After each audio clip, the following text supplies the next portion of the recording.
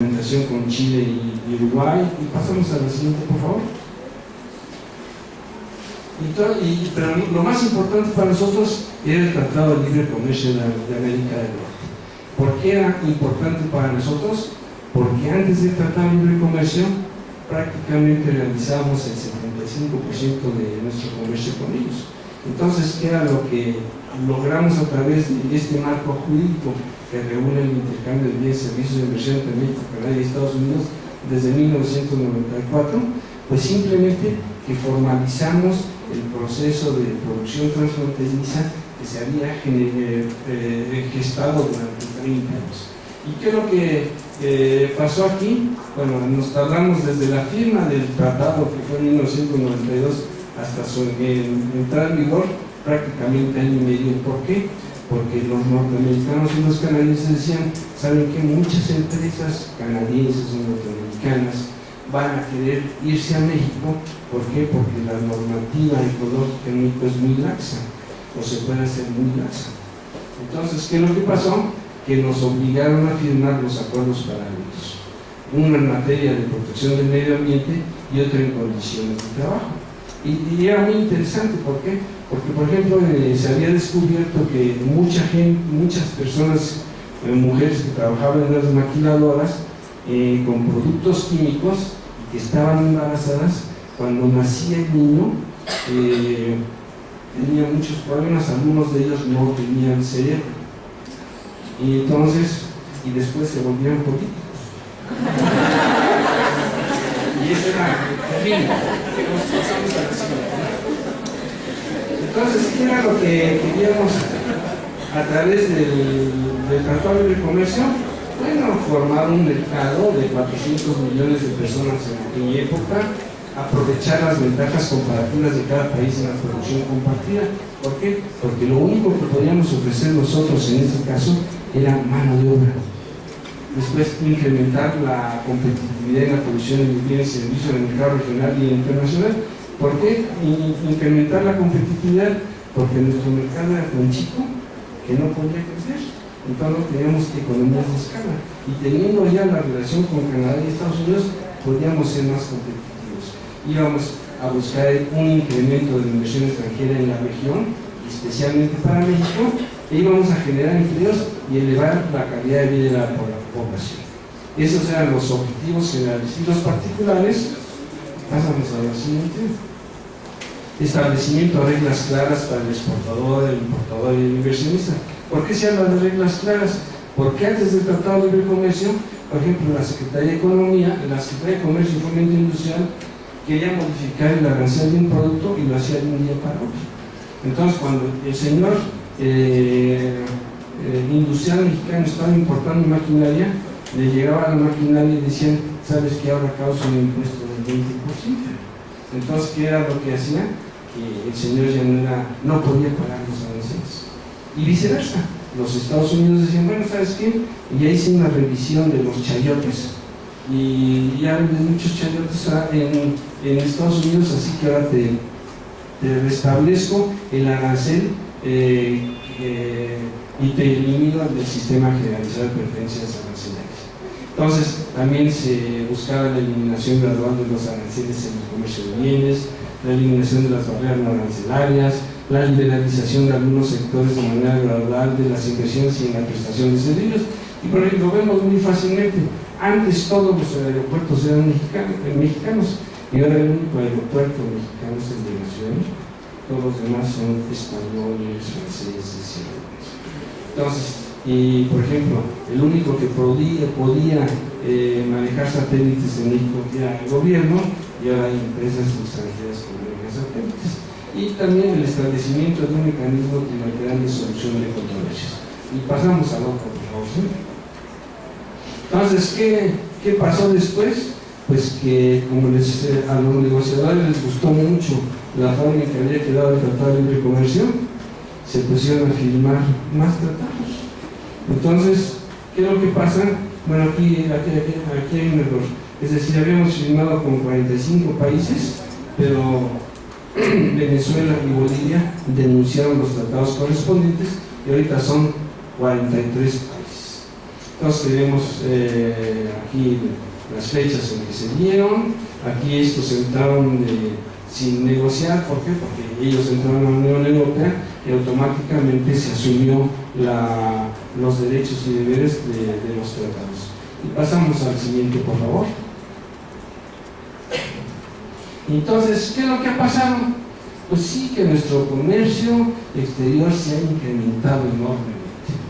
Es decir, aquí vemos que nuestra exportación, les voy a hacer una aclaración, están las cifras hasta el 2009, porque desde el 2006 ha habido enormes problemas para conocer adecuadamente las cifras.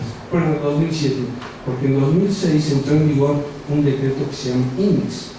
¿Y qué es lo que pasa? Que ya no hacen la separación de lo que es importación y exportación definitiva e importación temporal para maquila y Pitex, y exportación, reexportación a través de maquila y Pitex.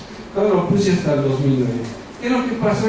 Que en el 2009 exportamos 229 mil millones de dólares, de los cuales el 44% eran productos o valor agregado en México, y el 55% eran insumos extranjeros que exportamos. Entonces, aquí empezamos a ver que esta cifra que nos dice normalmente que somos el 10º segundo exportador, no, ya somos el 15º, y si le quitamos esta columna, somos el 27º.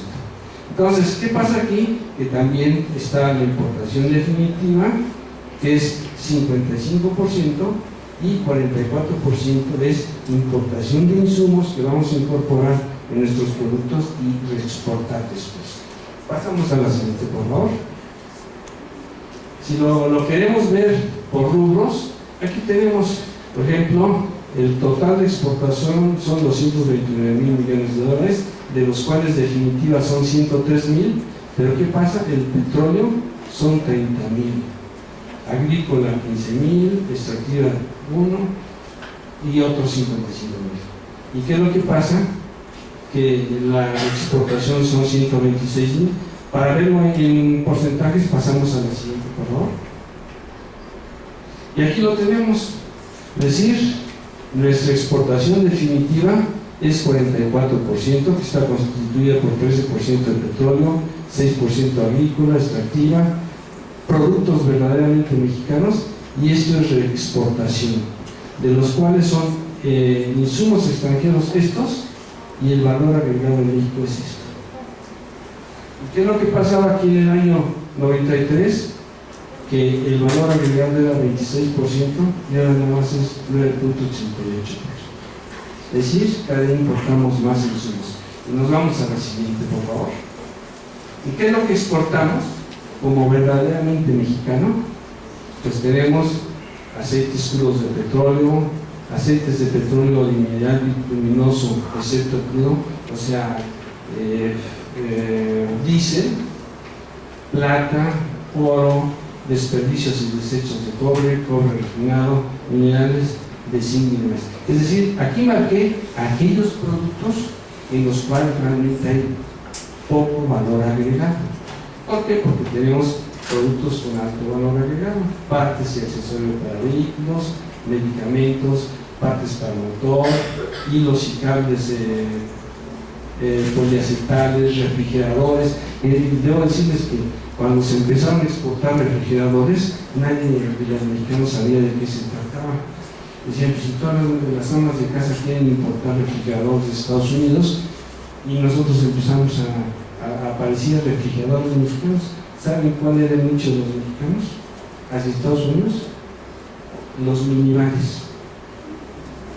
Pero en aquella época los mandaban sin tequila, o sea, nada más era el minibar.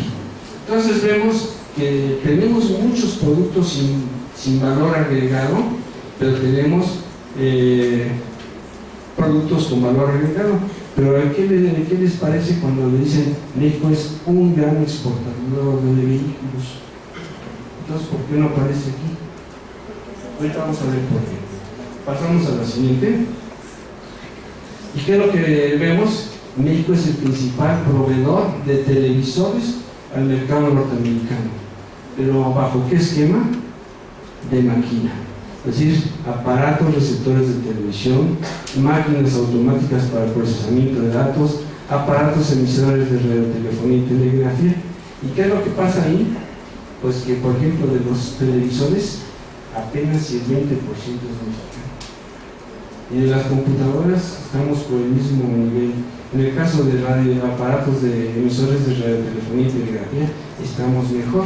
Pero prácticamente todos estos, para poder nosotros exportar, importamos casi todos los insumos.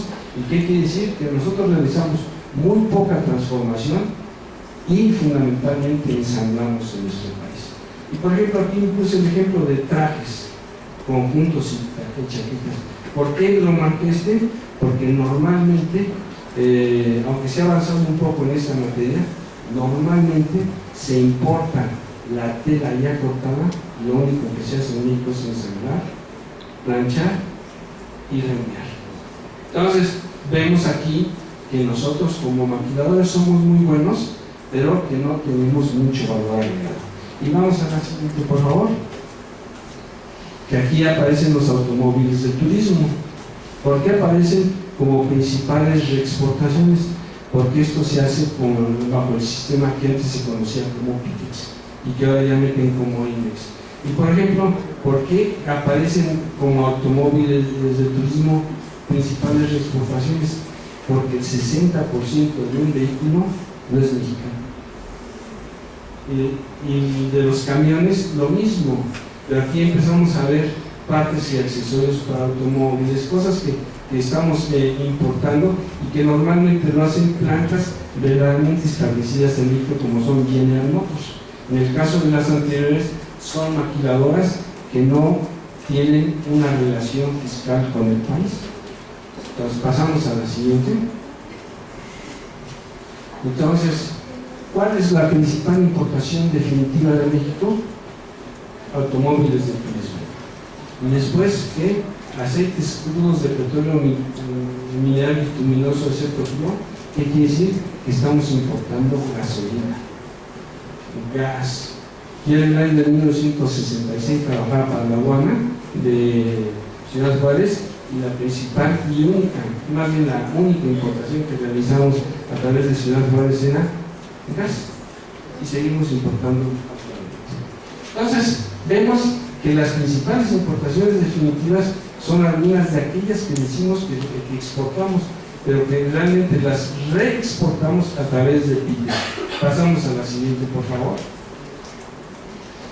Y aquí, ¿qué es lo que importamos, por ejemplo, para hacer televisores y computadoras? Circuitos integrados, partes para aparatos de radiotelefonía, televisores, partes y accesorios para computadoras. Es decir, ensamblamos mucho. Y después vamos a ver el caso específico de Costa Rica, que siempre fuimos un país con superávit con Costa Rica, y ahora vamos a ver que tenemos un déficit enorme con Costa Rica, y se debe fundamentalmente a este tipo de cuestiones, a las computadoras. Pasamos a la siguiente. Y aquí vemos las importaciones de PITEX. Se acordarán que la principal exportación son vehículos. Entonces, ¿qué es lo que estamos haciendo?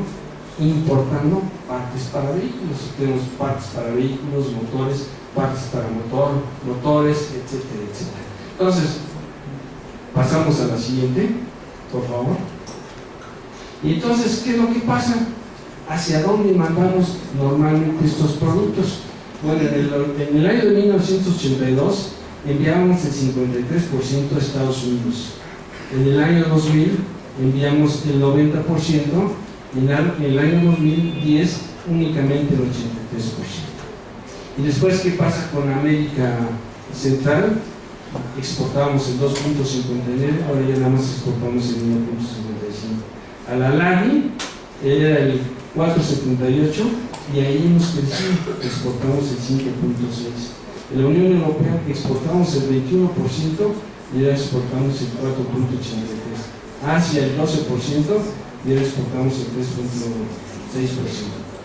Y nos vamos a la siguiente, por favor. Y aquí vemos una cosa horrible, es decir, América del Norte, debido al proceso de integración que prevenimos a través del Tratado de Libre Comercio, empezamos